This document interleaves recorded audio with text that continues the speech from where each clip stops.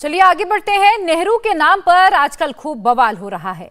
दिल्ली के 3 मूर्ति भवन परिसर में जो नेहरू जी का संग्रहालय था, उसे तो पहले ही प्रधानमंत्री संग्रहालय बनाया जा चुका है, जिसमें आजादी से लेकर अब तक के सभी प्रधानमंत्रियों की स्मृतियां हैं।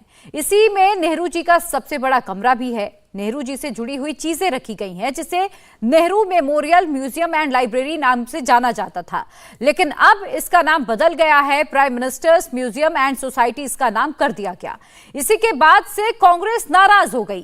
क्या सच में 3 मूर्ति से नेहरू गायब कर दिए गए? सिर्फ नाम की पट्टी हटी है या फिर तस्वीर भी नहीं है? सच आखिर क्या है, इस रिपोर्ट में देखिए।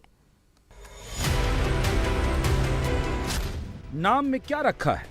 जवाब तो यह है, नाम में क्या नहीं रखा है। नाम में पूरी विरासत रखी है, नाम में पूरी सियासत रखी है। इसीलिए नाम को लेकर बवाल हो रखा है।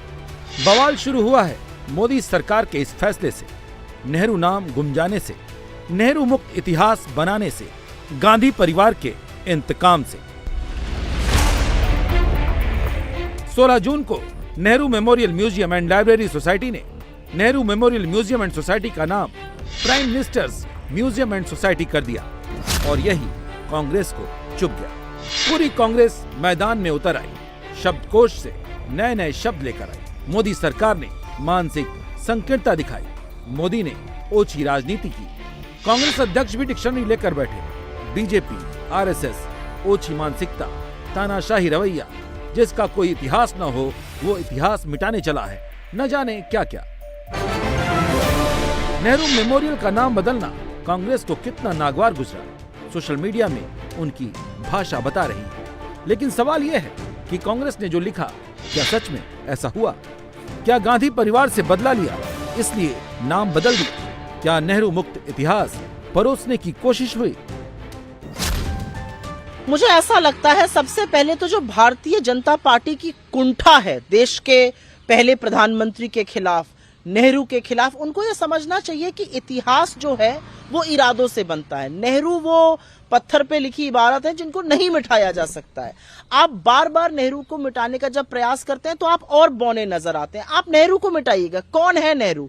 वो नेहरू जो 200 साल की ब्रिटिश हुकूमत के बाद आपकी तरह रोना नहीं रोते थे और जिन्होंने आईआईटी, एम्स, बार्क, इसरो जैसे संस्थान खड़े कर दिए, भाखड़ा नंगल जैसे डैम बनाए, सपना दिखाया इस देश को कि आप हौसला रख सकते हैं विश्व में एक शक्ति होने का। वो नेहरू जिसने अमेरिका और रूस की आंख में आंख डालने के बावजूद भी इस देश का रास्ता खुद तय होगा ये तय किया। वो नेहरू जो कहते थे कि मैं प्रधानमंत्री नहीं आपका सेवक हूं। वो नेहरू जो आइंस्टाइन से और एक ग्रामीण व्यक्ति से उतनी ही गहराई से बात कर सकते थे।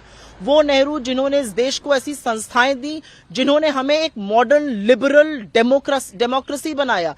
किस नेहरू से आप प्रतिस्पर्धा कर रहे हैं? आपको नेहरू से कुंठा हो सकती है, आपको नेहरू से दिक्कतें हो सकती है, लेकिन इतिहास बदलकर देश का आप एक नया इतिहास नहीं रच सकते। आपको आज काम करने की जरूरत है, क्योंकि यह भी सच है कि 10 साल आपके कार्यकाल के पूरे होने वाले हैं। आप इतिहास के पन्नों में जाने वाले हैं और इतिहास आपको एक डरपोक, कायर, तानाशाह की तरह ही याद करेगा, चाहे आप नेहरू का कितना भी नाम मिटाने की कोशिश कीजिए। कितने नेताओं ने जाकर नेहरू मेमोरियल देखा है? क्या अंदर जाके देखा? किस तरह की अवस्था में वो पहले था? मतलब जिसे आम बोलचाल की भाषा में कहते हैं ना कि धूल फांक रहे थे। आज किस तरीके से व्यवस्थित करके, मैं नेहरू जी के ही पोर्शन की बात कर रहा हूं, नेहरू जी से जुड़ी चीजों के बारे में जिस प्रकार से व्यवस्थित करके, मॉडर्न स्वरूप में एडवांस टेक्नोलॉजी का यूज करके उसका डिजिटल डिपिक्शन, यानी डिजिटल टेक्नोलॉजी के द्वारा उनके उस पूरे स्वरूप को व्यवस्थित रूप में रखने का कार्य किया है। क्या किसी ने जाके देखा? बगैर देखे ही बोलने लगते हैं। कांग्रेस को अपने नेताओं से क्या समस्या है ये बताइए। एक परिवार की बात करते हैं तो कोई इंदिरा जी से प्रॉब्लम है क्या? इंदिरा जी का भी तो उसमें पूरा व्यवस्थित रूप से दिखाया गया है कार्यकाल का। राजीव जी से कोई समस्या है क्या? या लाल बहादुर शास्त्री जी के प्रति थोड़ा कम हो तो समझ सकते हैं। नरसिम्हा राव जी के प्रति आपके मन में कटुता हो समझ सकते हैं, पर ये इंदिरा जी, राजीव जी से क्या समस्या है? मुझे समझ में नहीं आता है कि कांग्रेस के नेता अपने नेताओं के प्रति, मतलब मोदी जी के विरोध में वो अपने नेताओं का अपमान करने में नहीं चूकते हैं। सरदार पटेल की इतनी बड़ी मूर्ति बनी है, आज तक बताइए कोई कांग्रेस का नेता गया हो वहां? विश्व की सबसे बड़ी मूर्ति नेताजी सुभाष चंद्र बोस की मूर्ति इंडिया गेट पे लगेगी तो विरोध में खड़े हो जाएंगे।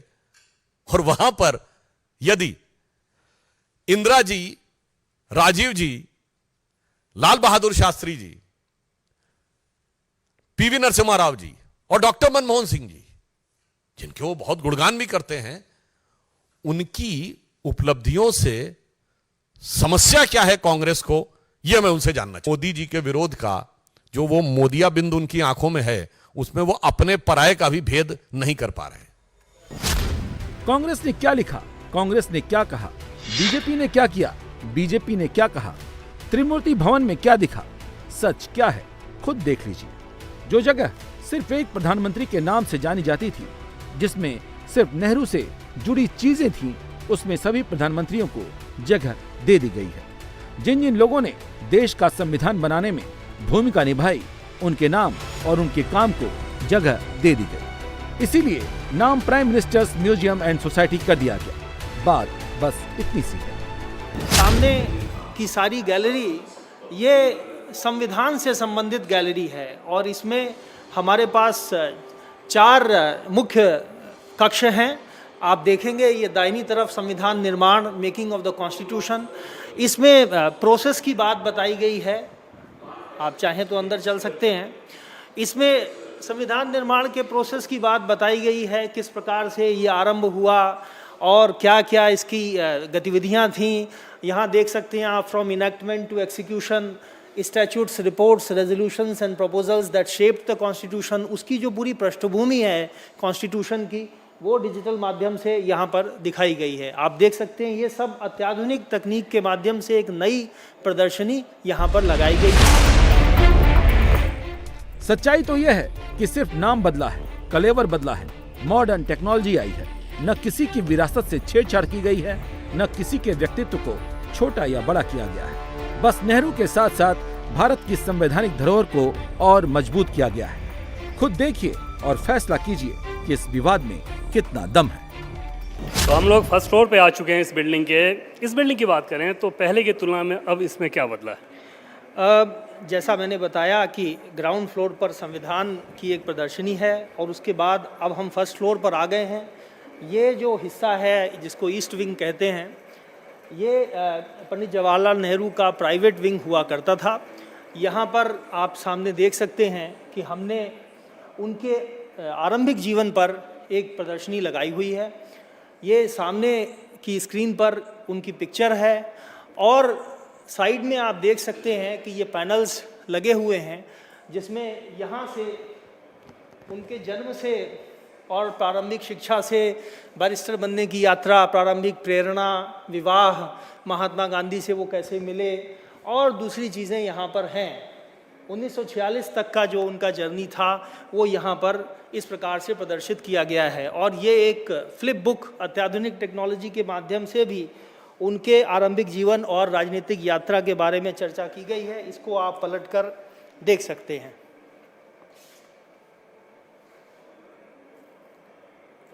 तो इसमें उनकी तस्वीरें और टेक्स्ट एक साथ आपको दिखाई पड़ता है। इसको और चेंज करें। ये उनके बचपन की तस्वीर है, एन इन्फेंट जवाहरलाल नेहरू।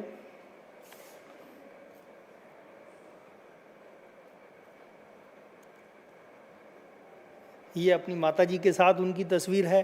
तो इस प्रकार से विजिटर्स को हमने एक आकर्षक माध्यम से आरंभिक जीवन के बारे में नेहरू जी के बताने की कोशिश की है। यहाँ ये टेक्नोलॉजी बहुत खास दिख रही है कि इस पन्ने पे कुछ नहीं लिखा हुआ है, जी। फिर भी जब एक बार उसको आप पलटते हैं जी, उसके बाद जैसा भी एकदम जी, सफेद दिख रहा है। जी। तो जैसा मैंने कहा कि म्यूज़ियम अत्याधुनिक तकनीक का इस्तेमाल करता है, सब प्रकार की जितनी भी आज अवेलेबल हैं कहीं पर भी उनका इस्तेमाल यहाँ पर किया गया है। जो भी रिलायबल टेक्नोलॉजी है सबका इस्तेमाल किया गया है भारत के सभी प्रधानमंत्रियों की कहानी को एक आकर्षक तरीके से, रुचिकर तरीके से बयान करने के लिए। क्या इसे देखकर आपको भी लगता है कि पंडित नेहरू के योगदान में कुछ कमी की गई है? सच पूछिए तो नई टेक्नोलॉजी से पंडित नेहरू के योगदान को और भी बुलंद किया गया है। अभी हम लोग जिस कमरे में आए हैं, ये पंडित नेहरू का निधन इसी कमरे में हुआ था और इसमें क्या कुछ किया गया है इनसे जानते हैं रवि मिश्रा जी से। सर, इस कमरे में क्या कुछ बदलाव किया गया? देखिए, इस कक्ष को हमने यथावत मेंटेन किया है। ये पिछले 50 वर्षों से जो उनका सामान था निजी, वो सारा यहाँ पर वैसा ही रखा हुआ है। हमने केवल इसको रिनोवेट किया है, इसकी सफाई करवाई है। इसके लिए जो आवश्यक रिपेयर कराना था, जैसा आप देख सकते हैं, ये कारपेट सब ओरिजिनल है लेकिन इसको साफ़ किया गया है। ये जो फर्नीचर है, इसको साफ़ करके पॉलिश करके दोबारा से यहाँ पर स्थापित किया गया है। लेकिन इसका जो मूल स्वरूप है उसमें हमने किसी भी प्रकार का परिवर्तन नहीं किया है, क्योंकि ये उनका प्राइवेट विंग था। का अध्ययन कक्ष हुआ करता था और ये भी विगत 50 वर्षों से एज इट इज़ मेंटेन किया गया है। और हमने इसको केवल रिपेयर किया है, रिनोवेट किया है, इसकी सफाई करवाई है।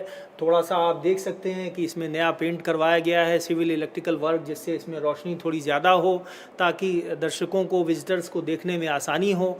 तो अदरवाइज़ लेकिन इसका जो भी स्वरूप था वो हमने जो का त्यों मेंटेन किया है, क्योंकि बहुत सारे विजिटर्स जो हैं जो यहाँ पर आते हैं वो इन रूम्स को भी देखते हैं। इसलिए हमारा प्रयास है कि हम उनको और आकर्षक बनाएं लेकिन उनका मूल स्वरूप बनाए रखें। जवाहरलाल नेहरू जी का सिटिंग रूम हुआ करता था और इसको भी आप देख सकते हैं कि यथावत हमने मेंटेन किया है और इसको साफ़ सुथरा कर दिया है। इसमें नया पेंट कराया गया है, लाइटिंग को कुछ बढ़ाया गया है और सारे कारपेट्स और सारे फर्नीचर को साफ़ किया गया है, नए कवर्स लगाए गए हैं।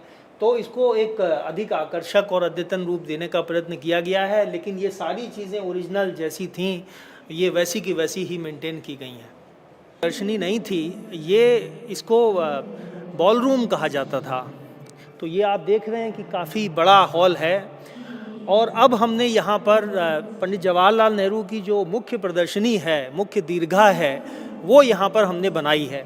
आप देख सकते हैं यहाँ पर जो उनकी ट्रिस्ट विथ डेस्टिनी स्पीच थी वो यहाँ पर टेक्सचुअल माध्यम से प्रदर्शित की गई है। और इसके नीचे आपको दिखेंगे कुछ पत्र। और मैं आपको बता दूं कि इस संग्रहालय का ये भी एक बड़ा आकर्षक फीचर है कि एनएमएमएल के आर्काइव से निकाल कर हमने हर प्रधानमंत्री से संबंधित कुछ महत्वपूर्ण दस्तावेज, कुछ पत्र या कुछ अन्य ऐसी चीज़ें जो हैं वो भी यहाँ पर डिजिटल और फिजिकल दोनों माध्यमों से प्रदर्शित की हैं। जैसे ये पत्र यहाँ पर हैं और ये आगे भी आपको दिखेंगे पंडित नेहरू से संबंधित। Living room, study room, bedroom, सब कुछ जस का तस। तो फिर कांग्रेस को दिक्कत क्यों है?